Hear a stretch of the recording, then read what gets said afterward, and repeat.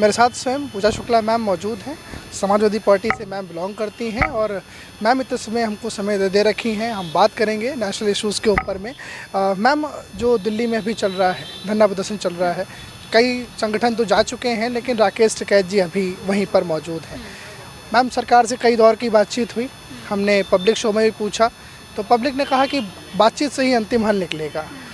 Ma'am, आखिर कहाँ पे लैक आ रहा है बातचीत में? देखिए, लोकतंत्र के अंदर संवाद से बेहतर कोई विकल्प नहीं होता। जब जनता के बीच में और सरकार के बीच में संवाद होता है, उसी से तमाम तरह के जो सोल्यूशन है वो निकल कर के आते हैं। लेकिन आज वर्तमान समय में हमारे प्रधानमंत्री मन की बात तो कर रहे हैं लेकिन जन की बात नहीं कर रहे हैं। और पिछले 5 साल से ज़्यादा के समय में, यानी मैं मानती हूँ कि 6 साल से ज़्यादा का कार्यकाल भारतीय जनता पार्टी का केंद्र में रहा है। उसके बाद आप ये देखिए कि पिछले 6 साल से हमारे देश के प्रधानमंत्री सिर्फ मन की बात कर रहे हैं, लेकिन अब देश का किसान कह रहा है कि हमें मन की बात तो सुन ही रहा है। हर किसान सुन रहा है, हर व्यक्ति सुन रहा है, रेडियो पे आ रहा है, हर जगह आ रहा है। लेकिन अब इस देश का नौजवान किसान जन की बात करना चाहता है और उसके लिए वो चाहता है कि देश के प्रधानमंत्री, जिनको इस देश के किसानों ने, इस देश के गरीबों ने, इस देश के मजदूरों ने, इस देश के नौजवानों ने चुन करके सदन में भेजा है, वो चाहते हैं कि वो आएँ और बात करें कि इन्होंने जो बिल ला करके दिया है, कहीं ना कहीं ये बिल में जो लूप होल्स हैं उस पर किसान बात करना चाहता है। मैम, जैसे कि एमएसपी की बात हमेशा विपक्ष कहता रहा है कि एमएसपी ख़त्म हो जाएगी, मंडियां ख़त्म हो जाएंगी।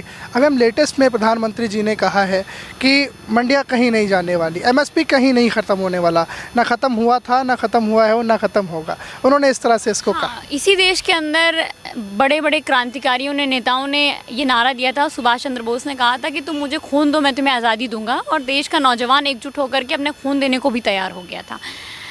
लेकिन विगत कई दिनों में आप देखिए कि 2014 के बाद से नेताओं की क्रेडिबिलिटी इतनी गिरती जा रही है कि वो कहते हैं कि 15 लाख आएंगे, वो कहते हैं कि काला धन वापस आएगा, वो कहते हैं कि नोटबंदी से जो काला धन छुपा हुआ था वो बाहर आ गया, वो कहते हैं कि महिलाओं को सुरक्षा मिलेगी, वो कहते हैं कि बेटी बचाओ और बेटी पढ़ाओ का हम अभियान चला रहे हैं। लेकिन उसके उलट जनता ने देखा कि हमारे नेता जो कह रहे हैं वो करते नहीं। काले धन की बात की थी, काले धन वाले और अमीर होते चले गए, नोटबंदी से गरीब और गरीब हुआ और अमीर हुआ। 15 लाख के जब सवाल होता है तो लोग कहते हैं, इनके ही नेता कहते हैं भारतीय जनता पार्टी के, वो तो जुमला था। तो जिस तरह से वर्तमान सरकार अपनी बात को कह करके बार बार पीछे हट रही है, तो आप ये सोचिए कि बात की क्रेडिबिलिटी कहाँ रह गई। इसका मतलब देश का किसान इतना अविश्वास कर रहा है इस देश की सरकार पर कि वो जो कह रहे हैं वो कर नहीं रहे हैं। तो आज क्या आप इस पर कैसे भरोसा कर सकते हैं कि वो कह रहे हैं कि मंडियाँ नहीं हटेंगी? मैम, राकेश टिकैत जी का बहुत लेटेस्ट में एक बयान था।